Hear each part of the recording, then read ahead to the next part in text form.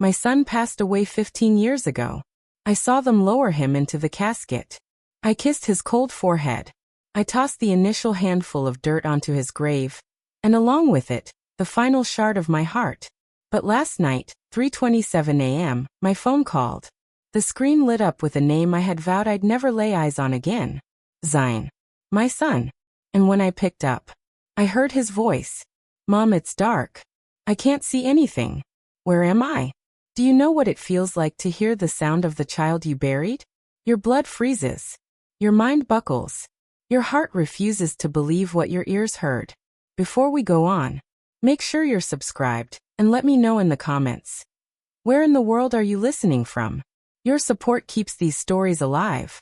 My name is Alara Vance, and for 15 years, I've lived with a wound that never healed. Zion was only 17. A brilliant, funny, stubborn kid who loved motorcycles more than anything. One rainy night, a drunk driver ignored a red light and struck him head-on. At 11:42 p.m., my phone rang. Is this the mother of Zion Vance? I didn't need the doctor to finish. A mother knows. A wire within me broke, and I fell. The funeral is a haze in my mind. I sat next to the coffin all night, clutching his hand, hoping he would squeeze mine like he did when he was small. But his skin was stiff, cold, lifeless. When the coffin sank into the ground, and the dirt landed with a hollow thud, that was when the truth could no longer be denied. My baby was gone. No graduation, no wedding, no grandchildren. Just memories to fade with time. His father, Darius, came apart at the seams. 6 months following the funeral he walked out. 20 years of marriage, reduced to a scribble. He couldn't gaze at me, because I kept reminding him of what we had lost. And I couldn't gaze at him, because someone was never there. Zion's room remained just as he'd left it. Shoes by the bed. Half-read books. Homework still sitting out on the desk. A suspended life. I went to his grave every Sunday. Fresh flowers. Weeks' worth of stories. Books he loved when he was younger. I'd read them aloud, like bedtime when he was little. Get over it, they said. But how do you get over your own child? I did everything, therapy, meds, support groups. But grief isn't a flu you can recover from. It becomes part of your body. And there was one thing I could never get rid of. Zion's phone number. I kept paying the bill each month, just to hear his voicemail occasionally. Hey, this is Zion. Leave a message and I'll call you right back. Those 5 seconds. They kept me alive. Years went by.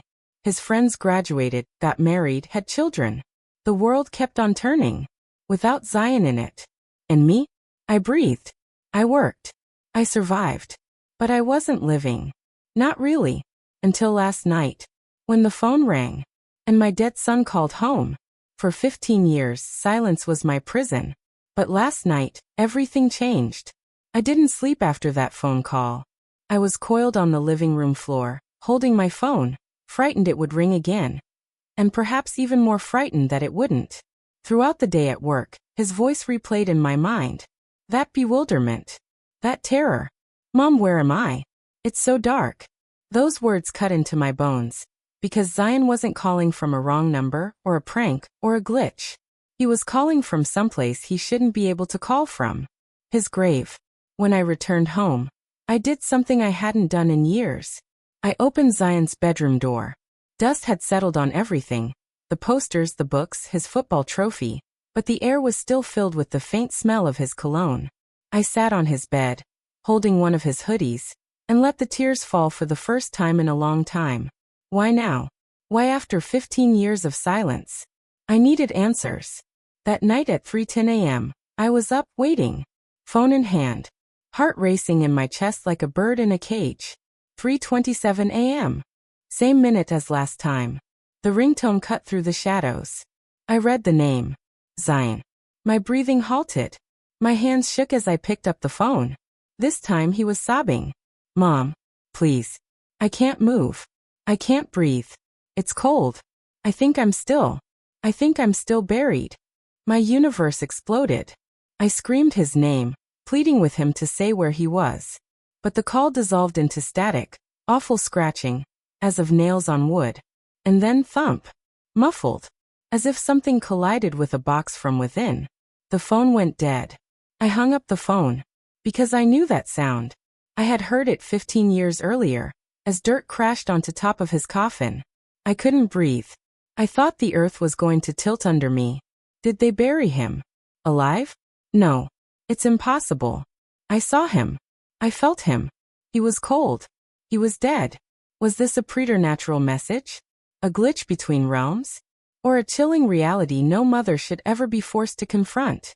My shaking hands closing around my keys, I turned and fled from the house, feeling like it was watching me, listening. I drove down to the cemetery in the dark, deserted streets, headlights cutting through fog. Iron gates towered over me like a beast's mouth. I sprinted to Zion's grave. The flowers I'd placed just days before were scattered. Fresh earth disturbed. No animals. No wind. Someone had been there. Or something. Then, my phone rang again. I turned to the headstone.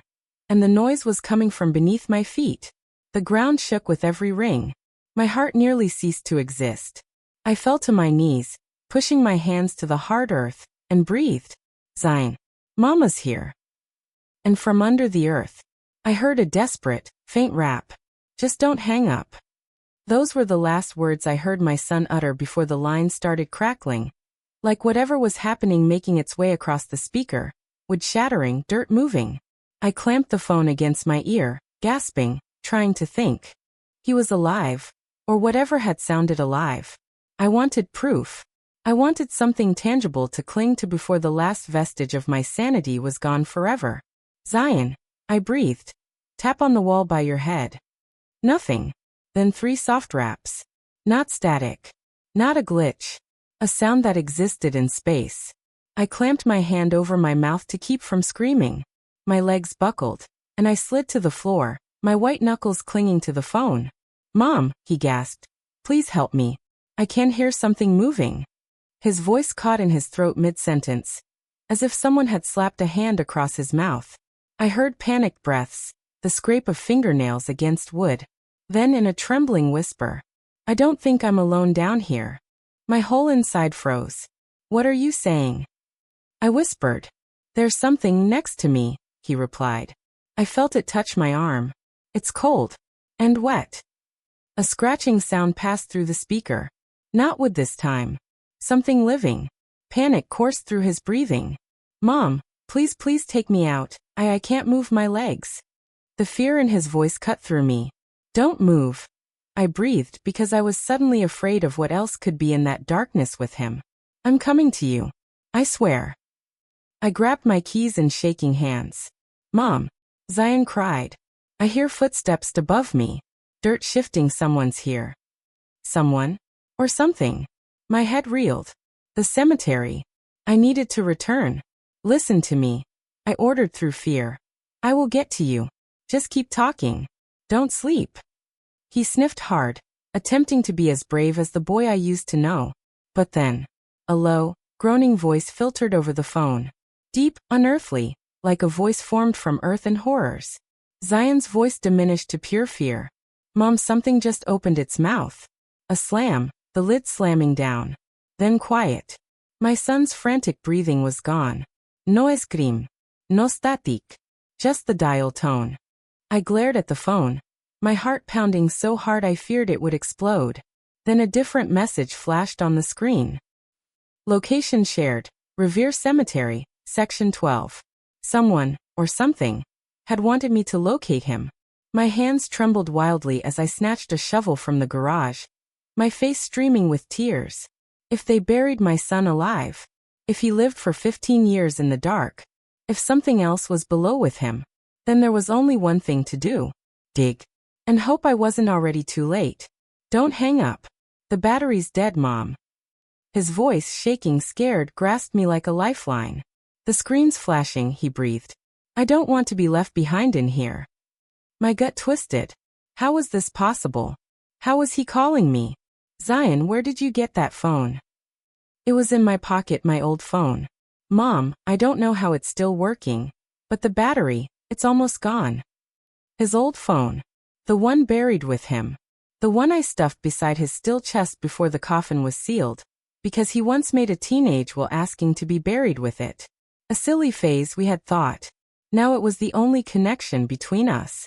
Listen to me, I told him, struggling to keep my voice steady. You're in Cypress Grove Memorial Park. Stone Mountain. The east wing close to the big oak tree. AC Cemetery? His voice broke. So I am dead. My eyes ached. I don't know, Zion. I don't make sense of any of this. But hold on. I'm coming to you. Static popped. His voice thinned, unraveling at the ends. Mom, please. I'm scared. Zion. Stay awake. I'm on my way. The line went dead. I tried calling back once, twice, again and again. Each attempt met the same chilling message. This number is no longer in service. As if that call had never existed. I threw on the nearest jacket, grabbed my keys and flew down the driveway. Speed limits, traffic lights, none of it mattered. My son needed me. The cemetery gates were shut, but night watchman Mr. Silas was there. Half asleep in the guardhouse. My fists pounded the glass. Silas, I need in now. It's Zion. His eyes had widened with sympathy, or terror. Miss Aller, your boy's gone. He called me. I shrieked, tears tracking my face. I heard my son. Something in my urgency persuaded him.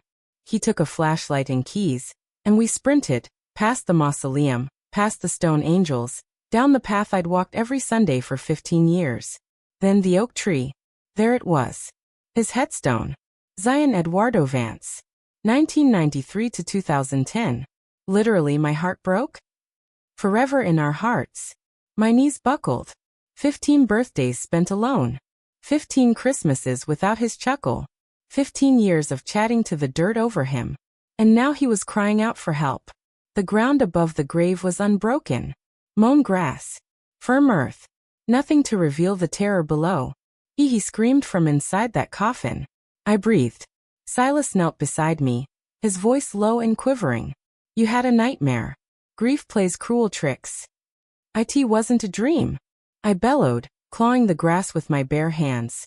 Wild, frantic, until Silas caught my wrists. Stop, you'll injure yourself.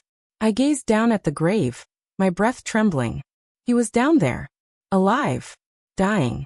Scared. And his battery, the final connection to him, had already expired. A chill wind blew through the graveyard as a gruesome thought froze my spine. If Zion wasn't dead, then what in the world did we bury 15 years ago? This isn't normal. This isn't normal. Those were the words that spilled from my mouth as I fell onto the ground, my hands still sore from digging at the dirt over my son. Tears clouded everything, the headstones, the flashlight light, even the world around me. He told me it's dark, I cried. He told me he's trapped. He's afraid. Silas, how can I just leave him down there? The night guard supported me as my knees began to buckle. Come on, he breathed, taking me by the arm toward the gates. Let me bring you home. Rest. Tomorrow will. No. Tomorrow won't change anything. Not anymore. As we walked, my mind wandered in circles like a storm I couldn't flee. His phone. With him in the ground. No charge. No signal. No explanation. Unless he wasn't where we believed him to be.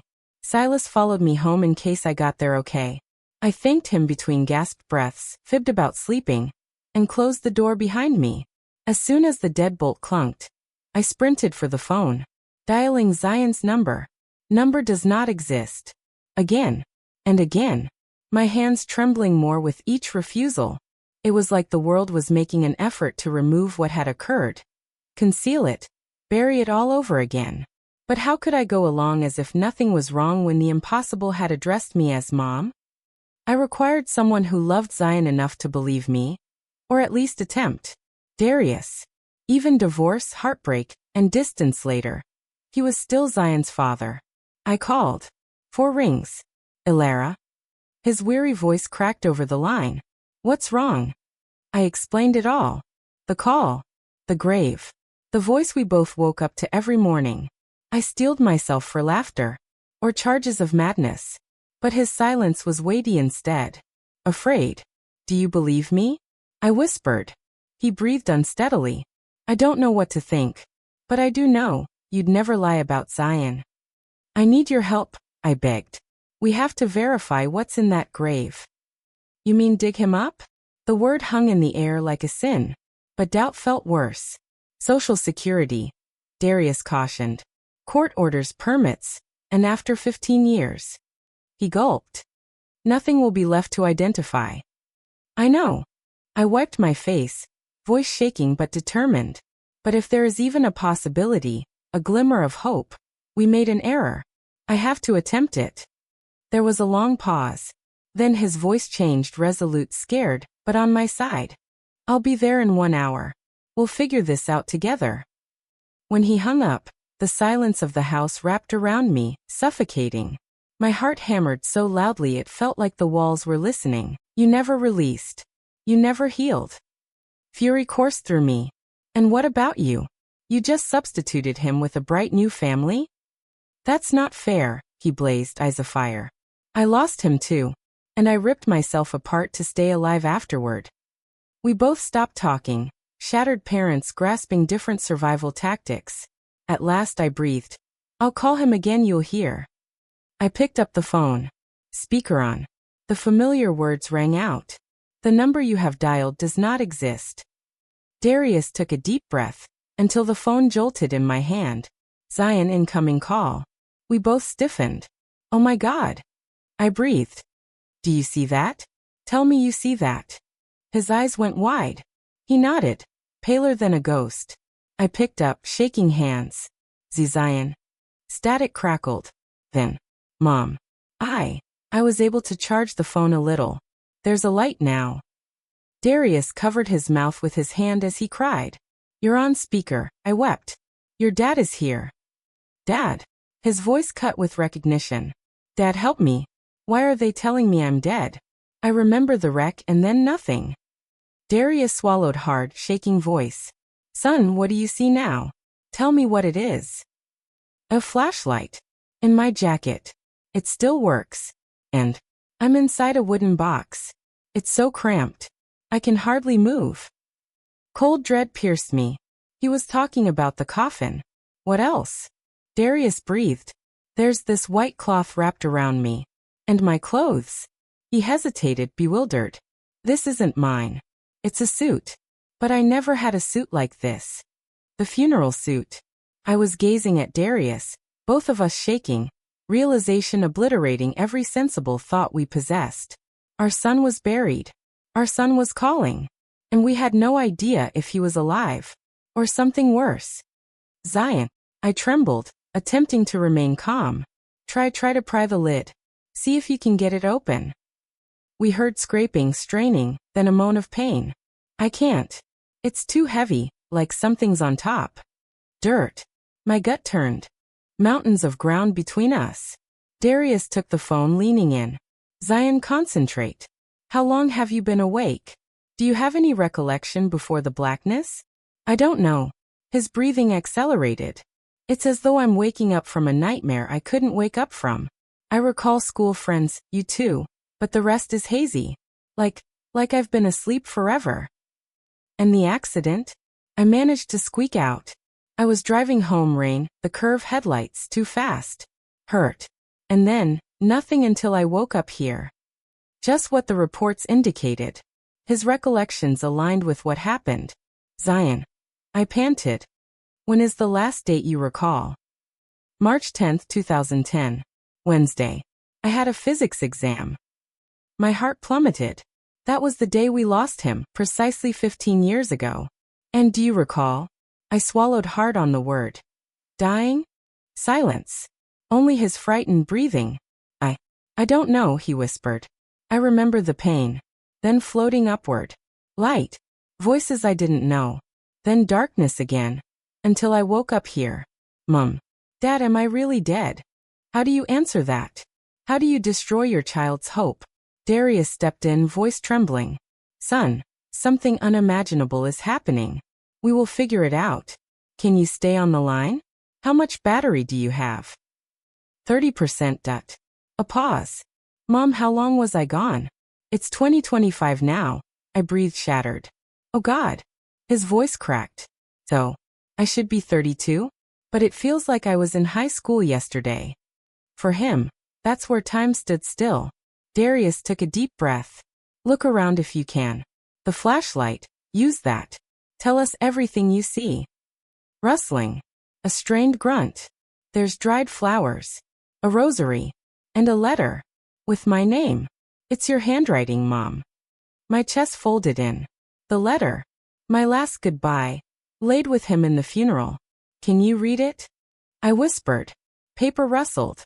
Then my own words from the past came echoing back to me in his ravaged voice. If there is a world beyond this one, know that I love you more than life itself.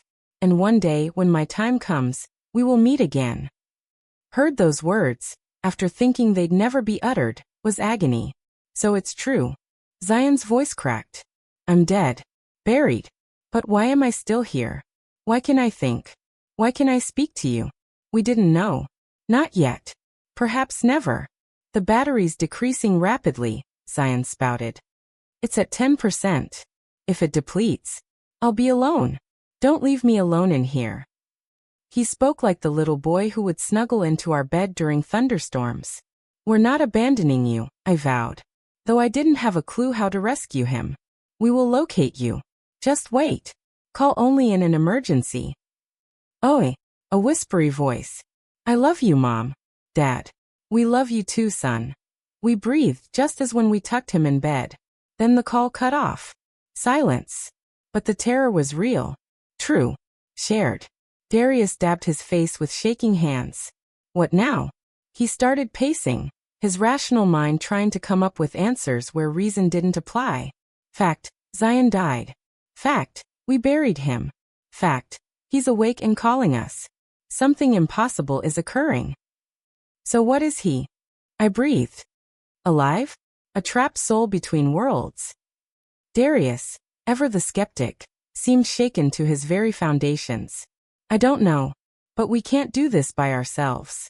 He reached for his phone. I'm calling Kai. Darius didn't hesitate. He picked up his phone and declared, I'm calling Kai. Kai Lewis, Darius' best friend since college, and a forensic pathologist who worked at the county morgue. If anyone could make sense of this from a scientific standpoint, it was him. Are you sure? I asked quietly, fear constricting my chest. What if he thinks we've lost our minds? He knows I wouldn't fabricate something like this, Darius said firmly. And will require assistance with a legal exhumation. We can't do this in secret. The term exhumation coiled my stomach. Excavating Zion's grave. Confronting what was left after 15 long years. The idea was intolerable. But Darius regarded me with a resolve I hadn't witnessed since prior to the divorce. If it were you locked away in the dark, and Zion had the option of rescuing you, wouldn't you want him to attempt it? He was correct. Regardless of how frightening this was, we needed to fight for our son. Kai came shortly, agitated but helpful, and agreed to start the paperwork straight away. As he departed, Darius remained behind. It was weird having him in this place once more. The house where we used to be a family together, where laughter used to ring through the rooms before sorrow hushed everything. Night fell slowly, colder and heavier than it normally was. Neither of us was able to sleep. He stiffly lay on the living room couch. I sat huddled in the armchair, my ears hearing the wind scratch the windows like something attempting to get in. After a long while, Darius finally spoke. You still leave his room just the way it was, don't you? I nodded. I couldn't bear to change any of that. Can I have a look? He asked softly. We made our way down the hallway, the one that was once filled with Zion's footsteps. I eased the door open, as if I might wake a sleeping child. Dust and time welcomed us. All was left untouched. The Batman blanket still laid out crisply on his bed. School textbooks piled on the desk. Rock band posters peeling off slightly at the edges. His guitar in the corner, quiet for 15 years. Sneakers precisely where he had kicked them off the previous evening before the accident. Darius entered with trembling hands. You were correct, he whispered, tears welling in his eyes. You indicated I moved on too quickly, but perhaps it is because I was not able to do this. He slowly paced around the space, fingertips trailing over trophies, faded photos, a childhood teddy bear nearly too faded to identify. Then he halted. A black notebook half hidden in the desk drawer. His diary. I never had the guts to read it, I whispered. Neither did I. Darius confessed. But now? Perhaps there was something within, something we ought to know. We sat on Zion's bed, shoulder to shoulder, like parents again, like nothing had broken us. Darius opened the first page. January 10th, 2010. That dream again, the crash. I see the headlights. I feel the bump. Then I hover above it all, observing my own body lying on the road. It's scary but serene too. The room became icily cold. His nightmares were depicting his own death, months prior to its occurrence. Page after page. Regular teenage thoughts interlaced with creepy forebodings. Then, March 1st, 2010. Only 10 days prior to the accident. This time I saw the funeral. Mom weeping over my coffin. Dad crying when nobody sees. It is getting too real now. As the future is warning me. And I can't get away from it. Goosebumps crept up and down my body. Our son. He didn't just die that night. He knew it was coming. My lungs were frozen. Zion had envisioned his own death, his own funeral, weeks prior to it occurring. He knew. I breathed in shock. Somehow he knew. Darius's trembling hands turned to the last journal entry. The date froze our hearts. March 10th, 2010. The day we lost him. Today is the day. I can still feel last night's dream. The crash, the metal, the pain. I should be afraid, but I'm not. It feels like fate. If something happens to me, say hello to Mom and Dad and tell them I love them more than anything in this world. And please, tell them this isn't the end. I'll find a way back. I'll prove to them I just transformed. P.S. If I'm right, bury my phone with me. I think. I'm going to need it. The journal fell out of Darius's hands and clattered to the floor. Silence fell around us, thick, crushing. He knew. I breathed again, my lungs almost too tired. These weren't dreams. They were warnings. Darius's eyes went slow, and horror surged in his voice. He asked for the phone because he knew he would need it to communicate. We were only just starting to realize. Zion had seen his destiny and made a path back. Then my phone rang. A name appeared on the screen. Zion. We gazed at it, afraid and hopeful, then replied as one. Zion. My voice broke. Mom. Dad. His voice was altered, lower, assured. You're in my room, he went on. You just read my journal. I stood stock still. How did you know that? I demanded. I can see you, he replied, as if it were the most natural thing in life. I'm still in the dark, but part of me sees and beyond it. Everywhere. Anywhere. Darius leaned in, clutching the phone. You can see us now? Yes. Mom's wearing the blue shirt I got her for Mother's Day. And Dad, you're holding my trophy of champions. Darius's grip on the trophy, the one he'd snatched moments before, tightened. There was no explanation. Oh God. Darius breathed. I know, Zion replied softly. It scares me too. He was suspended somewhere in between, and learning to find his way through. Can you see others? I asked. Yes. Kai is at the precinct, getting the exhumation papers together. My spine crept with a cold shiver. How do you know that? I'm attuned to everything, he answered softly. My body, it isn't alive as you comprehend. Time froze for it. But my mind, my consciousness, is everywhere all at once. Darius shook his head, struggling to accept reality. This is impossible. Many things are, Zion said, until they occur. Why now? Why did it take 15 years? I asked. I didn't wait, he replied. It felt like I woke up moments ago. But now, I can feel time again. I can feel you. I can see what I lost. And I think I can come back. My heart almost stopped. Come back? How? I don't know yet, he admitted. But you need to open the grave. Get me out. There's something I have to do soon. Darius and I looked at each other, desperate, afraid, hopeful. We're doing our best, Darius said. Kai is trying to push the paperwork. But it can take days. That's too long, Zion interrupted him. There's a small window. A tide. I'm at the peak here. But it's running. How much time do we have? I trembled. 3 days, perhaps less. He wasn't alone. There's something more, Zion went on slowly. I'm not the only one being held here. My blood turned to ice. Others. I breathed. Yes. Some are lost, frightened. But some are angry. Hungry to return. Darius's face contorted with fear. That would be risky. Very, Zion assured me. I'm restraining them standing in their way. But I'm getting tired. The understanding hit us like a knife. Our son wasn't merely attempting to come back. He was safeguarding us, safeguarding all of us, from something evil. How do we assist? I pleaded. Just extract me, he replied. We can deal with the rest, once we're together again. The phone line crackled again, voices disintegrating into static like something ripping between worlds. Mom. Dad. I'm losing the signal. The battery. Zion, I screamed, hanging on to the phone as if I could grip our son with sheer desperation. Hold on. We're coming. A whispery voice floated through, thin as a dying breath. I know you will. I love you both. Then silence. Just like that, he was gone again. Darius didn't lose a moment. He was already barking orders into his phone, begging, urging, insisting that Kai get the authorization moving faster. I watched him and felt something inside me break. Fear dissipating, to be replaced by a burning determination.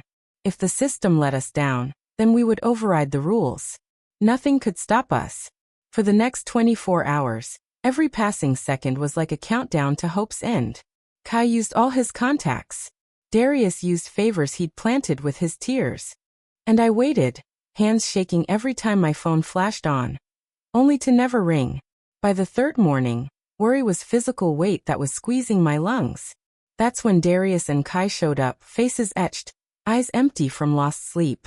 The approval comes this afternoon, Kai finally declared. Exhumation tomorrow morning. Tomorrow. Too far. Too late. No, I said, shaking my head. Zion promised 3 days at most. And today is the third day. Darius and Kai shared a glance, a plan already devised. There's another way, Darius said softly. It's not strictly legal, Kai further explained. But the cemetery watchman, Silas, he'll assist us tonight. After hours. My heart pounded. This was real. We were doing it. What do we do when, after we open the coffin? I asked softly. One step at a time, Darius said. First, we find out what Zion meant by return. The hours dragged like years. We prepared automatically. Dark clothing, flashlights, tools. Darius stocked the car with fake paperwork. And I stashed snacks and blankets no one would ever be using. A mother's instincts don't die with her child. By 10 p.m., the cemetery lay wrapped in darkness. Silas led us in through a side gate, his tone low, hushed. We need to be quick and stealthy. The evening air was colder here, like shadows followed us as we moved. We crept along narrow pathways, steering clear of moonlight that could expose us. When we arrived at the ancient oak tree, my knees buckled. Zion's grave. Under bushes close by was a small hydraulic shovel. It'll take us hours off, Silas whispered, making the sign of the cross. Metal on dirt sounded like secret sin. The ground was obstinate, full of 15 years of quiet. But the machine continued chopping down, until, clunk, wood. The noise knocked the oxygen out of my lungs. They turned off the machine. Hands excavated the rest from here on, slow, gentle, respectful. I edged nearer. I couldn't do anything else. The casket appeared, intact, untouched by rot. Everybody ready? Darius asked, voice shaking. I nodded. My heart was crumbling beneath its own weight. They opened the lid. No dica. No stench. Rather, something icy and stinging filled the air. And then, light. A gentle, otherworldly blue light spilled upward, illuminating their shocked faces in ghostly hue. And then I saw him. Zion. Lying in the same suit he had worn to his funeral. Hands folded in repose. Face unchanged, no rot, no passing of time. Only perfect, impossible stillness. As if he had slept, waited. A miracle preserved. A horror. Kai gazed in wonder, his mind as scientist spinning, contorting to comprehend the impossible. He should be bones, he whispered. Only bones. This goes against everything. Darius's fingers shook so hard they threatened to shatter as he extended them. He placed a hand on our son's cheek. He's warm. My throat clamped shut. Not living heat. Not death's chill. Something in between, unnatural, paused. I stretched out also. The feel of Zion's skin almost destroyed me, real, hard, unaltered. 15 years, but his body had never departed us. It was not only a return. It was a resurrection in waiting. The phone. I whispered, gazing. It's glowing. Under Zion's carefully folded hands, his weathered blue Nokia emitted an unnatural, wintry light that threw sinister shadows across his unsoiled face. The screen flashed, not like a machine being powered, but like something breathing. A message displayed. Get me out of here. Take me home. I don't have much time. Instinct overcame fear. No need to hesitate, only a sense of urgency. Darius, Kai, and Mr. Silas lifted Zion out of the casket with great care. For a body that was supposed to have long rotten away, he felt impossibly light. Almost empty, like half of him wasn't material anymore. We wrapped him softly in the blanket I had brought along, the same one he slept with as a child when he had bad dreams, and hurried him out to the car. No one said anything on the drive home. How could we? How could there be words for something like this? The phone thumped more rapidly and rapidly, a heartbeat leading us home. We put him in his own bed, a time capsule room for 15 years. His posters were still on the walls. His vintage radio still on the nightstand. A life-interrupted museum. Kai searched the quiet, warm body in shock. No heart rhythm. No breathing. But there's no decay either, he grumbled. It's like he's in another state of being altogether. The phone flashed once more. Water. Sunlight. Music. A message. A plea. I got it. I carried water and pressed the glass to his lips, and somehow his skin absorbed the water. Darius opened the curtains wide, sunlight pouring into the bed. He turned on the radio, soft classical music streaming into the room like a memory. The phone beeped again. Thank you. I must rest. Tomorrow. Silas and Kai departed with shaking vows of silence. Darius and I remained, one on either side, protecting him as we had when he was ill as a young boy. What do we do now? I questioned, holding Zion's warm hand that shouldn't be warm. We did what he requested, Darius spoke softly. Whatever the future holds, we meet it together. Hours merged. Sometime later, sleep carried me off, and Zion appeared in my dreams. Older. Alive. Smiling. It's almost time, Mom. Just a little longer. I woke up. A low humming thrummed through the air, gathering, growing, vibrating the very air itself. Zion's phone lit up again, the light growing brighter until it wrapped around his whole body like a cocoon. His color came back. His fingers twitched. His chest rose barely. His eyelids fluttered, life bubbling beneath. Darius. I breathed. It's happening. The humming swelled to a shrill roar. Light exploded outward, blinding, devouring. And for an appalling second, he seemed to be vanishing. But he wasn't. He was transforming. His jawline tapered. His shoulders widened. His body stretched beneath the funeral garments. 15 years flashed through his bones in the span of a single second. Every heartbeat stolen back the lost time. And then quiet. Silence. The glow dissipated. Morning light took its place. The phone darkened. Zion drew in a breath, his first in 15 years. Then his eyes snapped open. Not the eyes of a child. The eyes of an adult. 17 transformed into 32 in a matter of seconds. Mom. His voice was lower. Thicker. Dad. We tumbled into him, laughing, sobbing, holding on, afraid it was all a dream. How? Darius struggled to get out. There were too many questions and no earthly explanations. Zion's smile was warm, but ancient. It's complicated, he murmured. Time doesn't work the same. On the other side. I lived.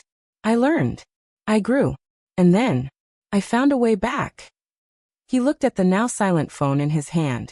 This was my anchor. My doorway. And you were my light. The reason I found the path. But how is something like this even possible? I gasped. Your science hasn't given it a name yet, Zion said. Think parallel planes. Alternate modes of life. Awareness that never ceases. He glanced down at his own hands. Hands that had the scars of worlds we'd never known. This body mirrors all I felt while I was away. Darius wiped the sweat from his face, already working out how they'd do it. We'll find a way to explain this. Eventually. You're legally dead. All your identity erased. We'll deal with that later, Zion said calmly. The important thing is.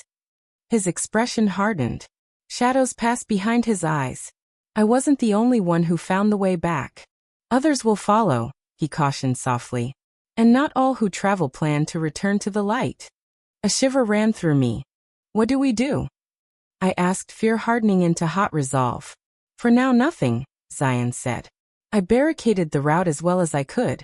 But the wall won't last forever. We need to remain watchful. His eyes wandered towards the window. Towards a world that had gone on without him for 15 years. A new life begins. The following days were dreamlike. We saw Zion learn to live again. Not as a child, but as a fully grown man with experiences outside of our universe. His steps were at times uncertain, as if someone was learning to adapt to borrowed gravity. His mind, though, was like a scalpel, reading books, learning about technology, and comprehending a world that had moved forward while he was away. Kai dealt with the impossible task, coming up with a new identity. Records rewritten. Files fixed. Our son was no longer technically deceased. He was a person who had just vanished and miraculously reappeared. I transitioned from mourning a teen to looking after an adult. A man with memories of worlds where time warps, where life never grows old but changes. Occasionally, I'd find him gazing at the sky, his eyes far off, as if watching unseen realities blending with our own. A quiet reminder. A part of him remained on the other side. A heart between two worlds. One quiet evening on the veranda, with stars twinkling above us, I inquired, "Do you miss that place?" He hesitated before responding. "Sometimes," he whispered. "There, I was free from time. No pain. No fragility." His lips bent into a gentle smile. But it lacked something powerful. What was it? I whispered. He tightened his hold on my hand gently. Bigger, stronger, altered but still my son. Human connection, he replied. The joy of living. The uncertainty, the love. That's what makes existence worth fighting for. Tears pricked at my eyes. When the day comes for you to go again, I vowed, voice shaking. Let you go, knowing you'll never really be gone. Zion smiled, wisdom shining in eyes that had lived more than a lifetime. Never goodbye forever, Mom, he whispered. Only see you soon. A miracle I can touch. For 15 years, I knelt at a gravesite. I asked for peace, never knowing my son hung suspended between worlds, growing, learning. Then one evening, a phone rang. A call from the dead. Now he sits next to me alive, not as the boy death took, but as the man life secretly molded elsewhere. Death, I discovered, isn't final. Sometimes, it's the entrance to a tale far more epic than we dare dream. If this tale moved your heart, tell me, which city or country are you listening from? Your comments help give me the strength to share more unbelievable true life tales. If you'd like to support this storytelling adventure, you can give a super thanks. Every little bit keeps me creating for you. Stay with me. 2 incredible life stories are now in front of you. Immerse yourself in another mystery, another miracle. And don't forget, subscribe for more stories that remind us, love never dies. With love and respect, see you in the next life story. The end.